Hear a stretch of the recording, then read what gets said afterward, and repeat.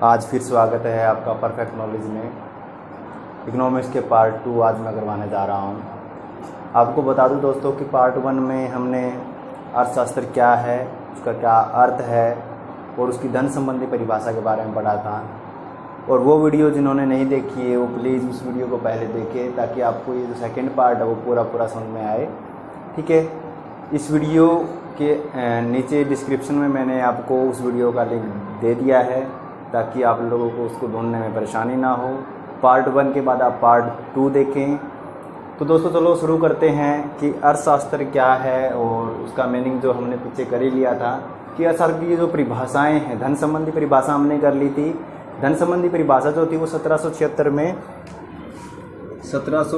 में Adam Smith ने दी थी। और एडम स्मिथ जो हैं वो इकोनॉमिक्स के फादर कहे जाते हैं, यानी कि आधुनिक अर्थशास्त्र के पितामह कौन हैं तो नाम आएगा एडम स्मिथ। तो एडम स्मिथ ने अपनी एक पुस्तक लिखी थी 1776 में। ठीक है, उस पुस्तक में इन्होंने जो है धन संबंधी परिभाषा दी थी। और ये धन संबंधी परिभाषा पूरा जानने के लिए, इसको डिटेल में जानने के लिए आपको पार्ट 1 देखना पड़ेगा। तो आज हम जो करने जा रहे हैं वो हम करने जा रहे हैं इससे आगे का पार्ट। तो उसके लिए दोस्तों मैं आपको बता दूं कि आज जो मैं आपको करवाऊंगा वो करवाऊंगा भौतिक कल्याण संबंधी परिभाषा, दुर्लभता संबंधी परिभाषा और विकास केंद्रित परिभाषा। ठीक है, यानी कि टोटल 4 तरह की परिभाषाएं दी गई हैं। पहली धन संबंधी परिभाषा जो एडम स्मिथ ने दी थी, भौतिक कल्याण संबंधी परिभाषा जो डॉक्टर मार्शल ने दी है, और स्कैरसिटी यानी कि दुर्लभता संबंधी परिभाषा जो डॉक्टर रॉबिन्सन ने दी है, अर्थशास्त्री रॉबिन्सन ने दी है, और विकास केंद्रित परिभाषा जो कि सैमुअलसन ने दी है, जो कि एक नोबेल पुरस्कार विजेता भी रहे हैं। तो दोस्तों चलिए शुरू करते हैं दुर्लभता संबंधी परिभाषा। ठीक है, सॉरी, भौतिक कल्याण संबंधी परिभाषा शुरू करेंगे। भौतिक कल्याण,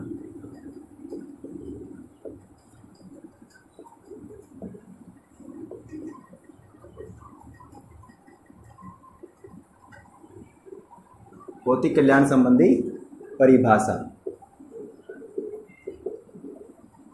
यानी कि इसको हम अंग्रेजी में जो बोलते हैं, इंग्लिश में अगर इसको हम कहना चाहें तो कहेंगे मटेरियल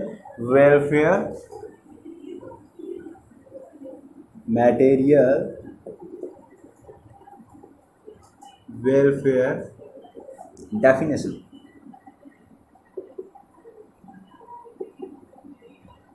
तो इसमें दोस्तों मैं आपको बताना चाहूँगा कि भौतिक कल्याण संबंधी जो परिभाषा थी वो डॉक्टर मार्शल ने दी थी। डॉक्टर मार्शल, आपने बहुत नाम सुना होगा परंपरावादी अर्थशास्त्रियों में, एडम स्मिथ और डॉक्टर मार्शल।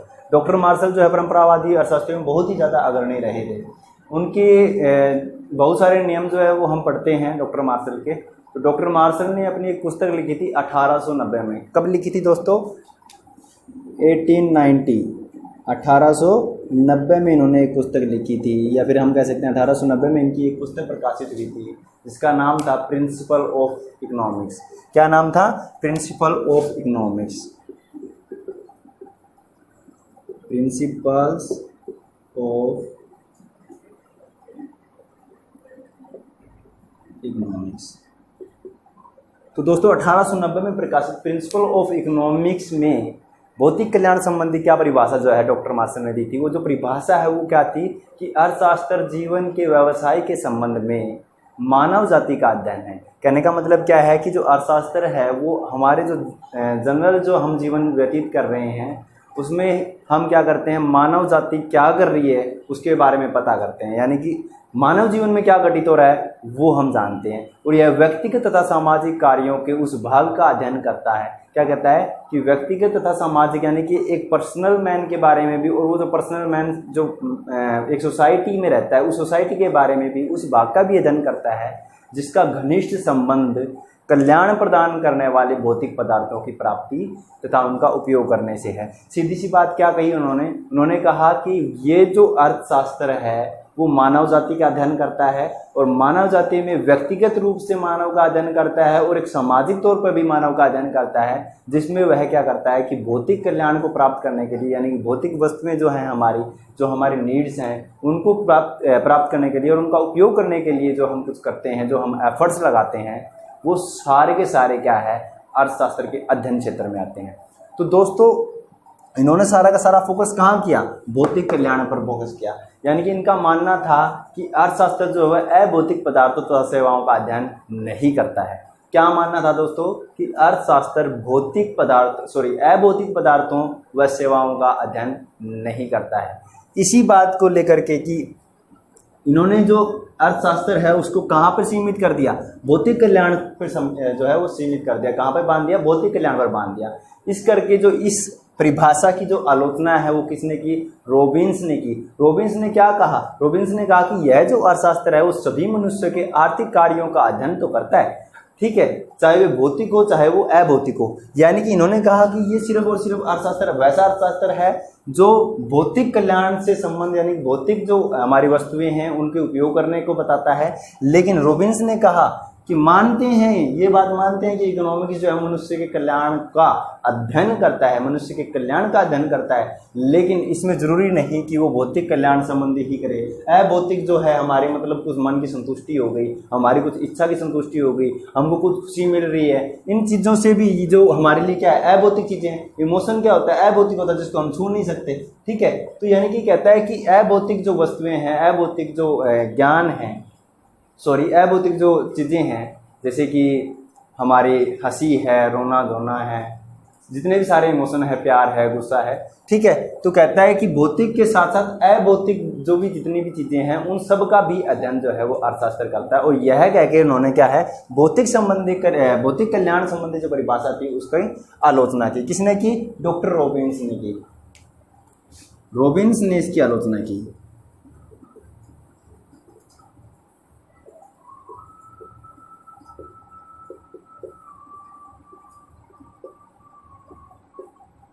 दोस्तों हमने क्या पढ़ा, हमने पढ़ा कि भौतिक कल्याण में क्या कहा गया कि अर्थशास्त्र जो है वो किसी साधारण मनुष्य के साधारण व्यवसाय से संबंधित जो है मानव जाति का अध्ययन करता है, जिसमें व्यक्तिगत तथा सामाजिक तौर पर, ठीक है, मनुष्य के उन कार्यों का अध्ययन किया जाता है जिनका घनिष्ठ संबंध जो होता है वो कल्याण प्रदान करने वाले भौतिक पदार्थों की प्राप्ति तथा उनका उपयोग करने से होता है। तो ये बात कही थी डॉक्टर मार्शल ने। ये जो परिभाषा है भौतिक कल्याण संबंधी वो किसकी परिभाषा है, डॉक्टर मार्शल की। डॉक्टर मार्शल ने 1890 में क्या किया था भाई, 1890 में इनकी पुस्तक प्रकाशित हुई थी प्रिंसिपल ऑफ इकोनॉमिक्स। और प्रिंसिपल ऑफ इकोनॉमिक्स में जो है इन्होंने ये परिभाषा दी थी और इन्होंने कहा था कि सिर्फ और सिर्फ भौतिक वस्तुओं और पदार्थों का ही अध्ययन किया जाता है अर्थशास्त्र में, जो कि इन्होंने रॉबिन्स ने इनकी इस बात पर आलोचना की कि इन्होंने जो है अर्थशास्त्र को सिर्फ और सिर्फ भौतिक कल्याण से ही जोड़ के रख दिया है, ये इतना नहीं है क्योंकि इसमें अभौतिक कल्याण को भी शामिल किया जाता है। तो दोस्तों चलो देखते हैं, तब तक आप स्क्रीनशॉट ले लीजिए।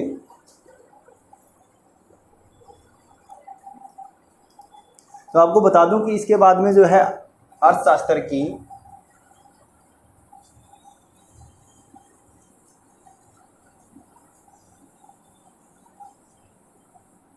जो परिभाषा दी गई वो दी गई थी डॉक्टर रॉबिन्स के द्वारा। तो डॉक्टर रॉबिन्स द्वारा जो परिभाषा दी गई थी उस परिभाषा को हम दुर्लभता संबंधी परिभाषा कहते हैं। दुर्लभता संबंधी परिभाषा क्या कहते हैं दोस्तों, दुर्लभता संबंधी परिभाषा कहते हैं, यानी कि स्कैरसिटी डेफिनेशन।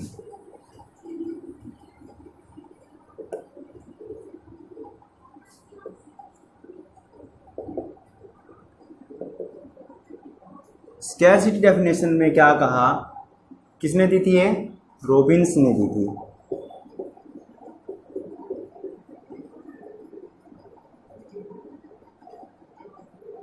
तो इसमें रॉबिन्स ने क्या कहा, इसमें रॉबिन्स ने कहा दुर्लभता संबंधी परिभाषा जो है वो 1932 में प्रकाशित उनकी जो पुस्तक थी an essay on the nature and significance of economic science, इनकी पुस्तक आई थी 1932 में, यानी कि 1932 में इनकी जो पुस्तक प्रकाशित हुई थी। इनकी पुस्तक का क्या नाम था, an essay on the nature and significance of economic science and significance of economics science. इस पुस्तक में इन्होंने स्कैरसिटी जो संबंधी परिभाषा दी थी, और यह an essay on the nature and significance of economic science नामक जो पुस्तक थी वो 1932 में प्रकाशित हुई थी। इस अर्थशास्त्र में उन्होंने अर्थशास्त्र की जो परिभाषा थी वो क्या दी थी कि अर्थशास्त्र वह विज्ञान है जो विभिन्न उपयोगों वाले, यानी कि वैकल्पिक उपयोगों वाले जो सीमित साधन हैं तथा उद्देश्यों से संबंध रखने वाले मानवीय व्यवहार का अध्ययन करता है। कहने का मतलब क्या था कि इन्होंने कहा जो हमारे पास सीमित साधन है, स्कैरसिटी जो है हमारे पास साधनों की, जो दुर्लभता है हमारे पास साधनों की, और उनके जो वैकल्पिक उपयोग है, ठीक है, उनका अध्ययन हम किस प्रकार से उनका प्रयोग हम किस प्रकार से करते हैं, या हमको किस प्रकार से उनका प्रयोग करना चाहिए, इसका अध्ययन हम अर्थशास्त्र में करते हैं। कहने का मतलब क्या था कि उन्होंने कहा कि मनुष्य की जो इच्छाएं हैं वो असीमित इच्छाएं होती हैं, यानी कि एक अगर पूर्ण हो जाती है तो दूसरी जन्म ले लेती है। पहले ही बहुत सारी इच्छाएं होती हैं कि हमको ये चाहिए, वो चाहिए, ये चाहिए। जैसे कि हम कह सकते हैं कि हमको भाई बड़ा सारा फ़ोन चाहिए, फ़ोन के बाद पीसी भी हो, लैपटॉप भी हो, आईपैड भी हो, ठीक है, कोड्स भी हो, ब्लूटूथ भी हो, मतलब सारा कुछ हमारे पास में हो। इच्छाएं तो सारे की होती हैं, लेकिन जैसे ही हम कोई एक इच्छा पूरी कर लेते हैं, जैसे ही हमको कुछ चीज़ मिल गई, तो फिर क्या होता है कि वो थोड़े टाइम बाद में फिर वो जो इच्छा है वो उससे जो हमारा सेटिस्फैक्शन नहीं रहता। हम क्या करते हैं, फिर से हमारी जो है एक अन्य जो इच्छा है वो उत्पन्न हो जाती है, यानी कि वो इच्छा जो है अन्य इच्छा उसकी जगह जन्म ले लेती है। तो इस प्रकार कहने का मतलब क्या है कि मनुष्य की जितनी भी इच्छाएं हैं वो सारी की सारी असीमित होती हैं, ठीक है। उनको हम किसी सीमा में उनको हम किसी क्राइटेरिया में बांध नहीं सकते, और उनको जो पूर्ण करने वाले, संतुष्ट करने वाले जो साधन हैं हमारे पास में, वो साधन जो हैं वो क्या हैं, हमारे पास सीमित हैं, दुर्लभ हैं, स्केर्स हैं, क्योंकि ये ही तो हमारी डेफिनेशन है। डेफिनेशन क्या कहती है, दुर्लभता संबंधी परिभाषा है। डेफिनेशन क्या है, दुर्लभता संबंधी है, यानी कि स्कैरसिटी किसकी है, सीमित साधनों की स्कैरसिटी है। और साधन क्या है, वो साधन है जिनसे हम अपनी इच्छाओं को संतुष्ट कर सकते हैं, या हम कह सकते हैं साधन वो धन है जिनसे हम अपनी इच्छाओं को संतुष्ट कर सकते हैं। सीधी सी बात क्या है कि इन्होंने कहा कि economics is a science that studies human behavior as a relationship between ends and scarce means which have alternative uses। यानी इनका कहने का मतलब क्या था कि हमारे पास जो साधन है वो सीमित हैं और विभिन्न उपयोगों वाले हैं। अब विभिन्न उपयोगों वाले और सीमित साधनों को हम किस प्रकार से प्रयोग करें कि हमारी जो संतुष्टि का लेवल है, हमारी जो संतुष्टि का स्तर है वो ऊंचा हो, और ऊंचा हो, ज़्यादा मैक्सिमम हो, यानी कि हमको जितनी ज़्यादा संतुष्टि मिल सके और जितने कम जो है हमारे साधन लगे, यानी कि कम से कम साधनों का उपयोग करके हमको अधिक से अधिक संतुष्टि कैसे प्राप्त हो, ये अगर हमको जानना हो तो हमें क्या करना पड़ेगा, अर्थशास्त्र का अध्ययन करना पड़ेगा। लेकिन दोस्तों ये बहुत ज़्यादा जो मैं कहूँ कि इस अर्थशास्त्री की जो परिभाषा थी, दुर्लभता संबंधी परिभाषा, इस पर बहुत सारे जो अर्थशास्त्री थे उन्होंने जो है अपना मत प्रकट किया। बहुत सारे जो अर्थशास्त्री जिन्होंने जो है इसको जो वोट किया, यानी कि वो सहमत थे इनकी परिभाषा से। लेकिन कुछ एक अर्थशास्त्री ऐसे हुए हैं जैसे कि डार्विन हो गए, फ्रेजर हो गए, एली हो गए, उन्होंने फिर भी जो है इस परिभाषा की आलोचना की, और उन्होंने कहा कि अर्थशास्त्र को सिर्फ और सिर्फ इन्होंने क्या कर दिया कि चुनाव के ऊपर छोड़ दिया, मूल्य निर्धारण का शास्त्र बना दिया। यानी कि सिर्फ क्या है कि स्कैरसिटी में हमने कहते हैं वैकल्पिक उपयोग वाले साधन है और सीमित जो है हमारे पास साधन है, यानी कि हमको साधनों का उपयोग करना है तो हमको क्या करनी पड़ेगी, चॉइस करनी पड़ेगी। यानी इनका कहने का मतलब क्या था कि इन्होंने सिर्फ और सिर्फ चुनाव का अर्थ जो है शास्त्र बना करके छोड़ दिया। कि इन्होंने कहा, डार्विन, फ्रेजर और एली जैसे अर्थशास्त्रियों ने कहा कि इसको अर्थशास्त्र को इन्होंने क्या कर दिया है, सिर्फ और सिर्फ चुनाव पर सीमित कर दिया है, जबकि ये जो अर्थशास्त्र है चुनाव पर सीमित नहीं है। तो दोस्तों एक बार आप इसी चीज़ का स्क्रीनशॉट ले लीजिए, फिर हम आगे बढ़ते हैं विकास केंद्रित परिभाषा की ओर। चलिए दोस्तों, आपने देख लिया होगा। अब हम करते हैं विकास केंद्रित परिभाषा, जो कि सैमुअलसन ने दी थी। उनके साथ कुछ एक दो अर्थशास्त्री और थे जिनका नाम मुझे अभी फिलहाल याद नहीं है। सैमुअलसन ने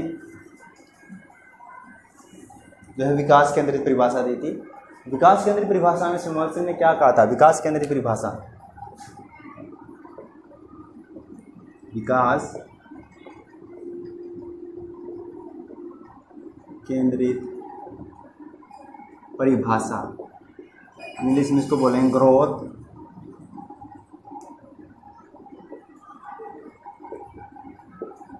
ओरिएंटेड डेफिनेशन, क्या कहेंगे दोस्तों, ग्रोथ ओरिएंटेड डेफिनेशन, जो किसने दी है, सैमुएल्सन ने। बहुत बड़े अर्थशास्त्री, उन्होंने इकोनॉमिक्स का नोबेल पुरस्कार भी लिया है। तो इन्होंने क्या कहा है दोस्तों, देखो कि इन्होंने कहा कि अर्थशास्त्र वह शास्त्र है जिसमें मनुष्य के उन सभी कार्यों का अध्ययन किया जाता है जो वे अधिकतम संतुष्टि प्राप्त करने के लिए सीमित साधनों के उचित प्रयोग के संबंध में करते हैं। कहने का मतलब क्या है कि इन्होंने मार्शल की जो परिभाषा थी और रोबिन्स की जो परिभाषा थी, उन दोनों को आपस में क्या कर दिया, जोड़ दिया। क्योंकि जो रोबिन्स की परिभाषा हमने पीछे पढ़ी थी वो भी तो यही कहती है, वो कहती है कि चुनाव के संबंध में करते हैं, यानी कि सीमित साधनों का उपयोग करने के लिए जो हमें चुनाव की समस्या आती है, उस चुनाव को जो करने के लिए हम क्या करते हैं, इकोनॉमिक्स का अध्ययन करते हैं। लेकिन ये क्या कहता है, विकास केंद्रित परिभाषा क्या कहती है कि अर्थशास्त्र वह शास्त्र है जिसमें मनुष्य के उन कार्यों का अध्ययन किया जाता है जो वो अधिकतम संतुष्टि प्राप्त करने के लिए सीमित साधनों के प्रयोग के संबंध में करते हैं। या फिर ये कहें कि इन्होंने जो चुनाव में से एक चयन कर लिया जो उनको अधिकतम संतुष्टि प्रदान कर रहा है, वो इकोनॉमिक्स है। ये बात कौन कह रहा है, विकास केंद्रित परिभाषा कह रही है। यानी कि ये जो परिभाषा है सैमुएल्सन की परिभाषा, ये किसकी, मार्शल और रॉबिन्स की मिली जुली परिभाषा है। ठीक है दोस्तों। तो दोस्तों आपको इकोनॉमिक्स से संबंधित जितनी भी दिक्कतें आ रही हों इकोनॉमिक्स की क्लासेस से लेकर के, कोई भी टॉपिक आपको समझ में ना आ रहा हो तो हमें बेझिझक नीचे कमेंट कीजिए। हम जल्द से जल्द उस टॉपिक पर जो है वीडियो बनाने की कोशिश करेंगे और आप तक पहुंचाएंगे। और ये तो क्रम हमारा चलता रहेगा डे बाय डे। आपको मैं बता दूं कि अगर आपने अभी तक परफेक्ट नॉलेज को सब्सक्राइब या नहीं किया है तो आप प्लीज़ नीचे जाएं और सब्सक्राइब करें और बेल आइकन को दबाएं, ऑल पे प्रेस करें और वीडियो को लाइक करें, शेयर करें, सब्सक्राइब करें और अपने दोस्तों को फॉरवर्ड करें ताकि वो भी जो है इकोनॉमिक्स से संबंधित सारी जानकारियाँ ले सकें, इकोनॉमिक्स को अच्छे से समझ सकें। अगर आपको कहीं कोई परेशानी आ रही है कि विजुअलिटी में कोई परेशानी है, साउंड में कोई दिक्कत है, तो भी आप हमें कमेंट में लिख सकते हैं। आपकी कमेंट का हम आदर करेंगे जितना ज़्यादा आप हमें कहेंगे। जैसे कि पिछले वीडियो में मेरे एक दोस्त ने कहा कि रेड पेन का यूज़ ना करें सर, कि शो नहीं होता इतना ज़्यादा क्लियर, तो मैंने आज जो है ब्लू पेन का ही इस्तेमाल किया। तो इसको हम डायग्राम से देख लेते हैं एक बार कि इकोनॉमिक्स है क्या।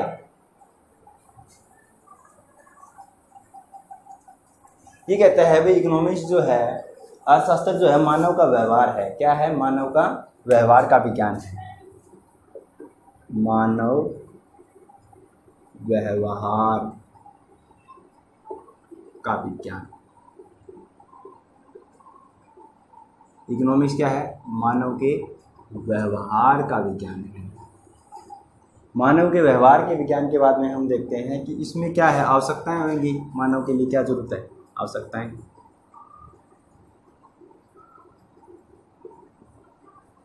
है ना, आवश्यकताएं, नीड, या हम इनको क्या कह सकते हैं भाई, हम इनको कह सकते हैं इच्छाएं।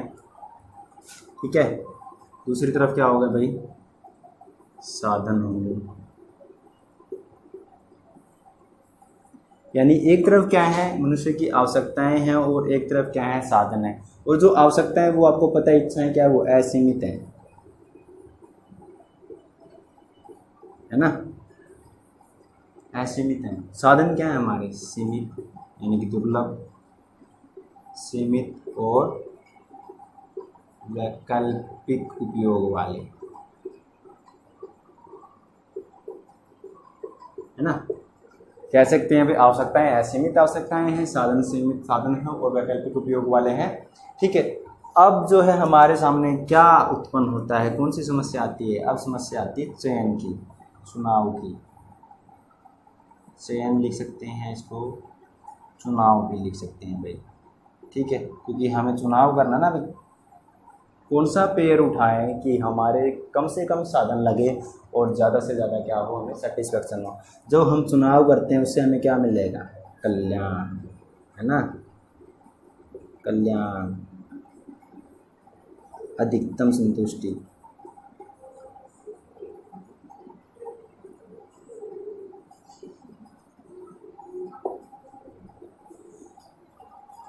तो दोस्तों ये है इकोनॉमिक्स कि इकोनॉमिक्स क्या है। एक्चुअल में इकोनॉमिक्स क्या है? मानव के व्यवहार का विज्ञान है जो मानव की आवश्यकताओं और उनको फुलफिल करने वाले साधनों के बारे में बताता है कि आवश्यकताएं हमारी क्या हैं, असीमित आवश्यकताएं हैं, साधन हमारे क्या हैं, सीमित है वैकल्पिक उपयोग वाले हैं। जब हमारे सीमित वैकल्पिक उपयोग वाले साधनों को हम किस प्रकार से यूज करें कि हमारी जो आवश्यकताएं हैं, असीमित आवश्यकताएं हैं, उनको हम अधिक से अधिक जो है सेटिस्फाई कर सकें। तो इसके जब हमारे पास सामने ये प्रश्न उठता है तो इसके सामने हमारे क्या होती है, चुनाव की समस्या उठ जाती है। और जब हम चयन करते हैं तो हमें क्या है, अधिकतम संतुष्टि या अधिकतम कल्याण प्राप्त होता है। और ये सारा जो अध्ययन हम करते हैं वो किस में करते हैं? अर्थशास्त्र या इकोनॉमिक्स में करते हैं। तो आज के लिए बस इतना ही दोस्तों।